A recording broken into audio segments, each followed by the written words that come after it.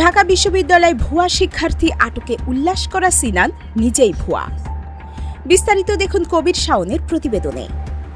ঢাকা বিশ্ববিদ্যালয়ের শহীদুল্লাহ হলে দীর্ঘদিন ধরে শিক্ষার্থী সেজে চলাফেরা করছিলেন সিনান ইবনে নিবিড় নামে এক তরুণ। সামাজিক যোগাযোগ মাধ্যমে নিজেকে বিশ্ববিদ্যালয়ের ছাত্র পরিচয় দিয়ে তিনি নিয়মিত পোস্ট দিতেন।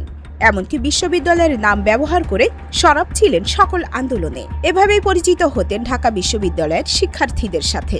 এমনকি তিনি নিজেও ভুয়া ঢাবি শিক্ষার্থীদের নিয়ে স্ট্যাটাস দিতেন। অতি সম্প্রতি ঢাবির এক ভুয়া শিক্ষার্থী ঢাবির ভুয়া আইডি কার্ড সহ আটক হলে উল্লাস প্রকাশ করেন নিবিড়। কিন্তু বিপত্তি ঘটে শনিবার। এদিন হলের কয়েকজন শিক্ষার্থী তার পরিচয় নিয়ে সন্দেহ প্রকাশ করলে বিষয়টি প্রকাশ্যে আসে। পরে তাকে বিশ্ববিদ্যালয়ের প্রক্টরিয়াল টিমের হাতে তুলে দেওয়া হয়। ঢাকা বিশ্ববিদ্যালয়ের সহকারী প্রক্টর ডক্টর এ.কে.এম. নূরে আলম সিদ্দিকী জানান, ওই যুবক নিজেকে রোবোটিক্স অ্যান্ড মেকাট্রনিক্স ইঞ্জিনিয়ারিং বিভাগের শিক্ষার্থী পরিচয় দিতেন এবং শহীদুল্লাহ হলে নিয়মিত যাতায়াত করতেন। তবে বিভাগের শিক্ষার্থীরা তার পরিচয় জানতে চাইলে তিনি সামাজিক যোগাযোগ মাধ্যমে তাদেরকে ব্লক করে দেন। প্রক্টর আরও জানান, জিজ্ঞাসাবাদে তার বক্তব্যে অসঙ্গতি ধরা পড়ে। পরে তার অভিভাবকের কাছে মুসলেকা দিয়ে ছাড়িয়ে নেওয়ার সুযোগ দেওয়া হলেও তারা আসেননি। জানা গেছে, সিনান নিজেকে ঢাবিয়ান দাবি করে বিভিন্ন জনের কাছ থেকে প্রতারণার মাধ্যমে আর্থিক সহযোগিতা নিয়েছেন। তিনি নিজেকে ঢাবির শিক্ষার্থী পরিচয় বিশ্বাসযোগ্যতা তৈরি করে টিউশন, পার্ট টাইম কাজ সহ নানা অজুহাতে টাকা আদায় করতেন বলেও অভিযোগ উঠেছে।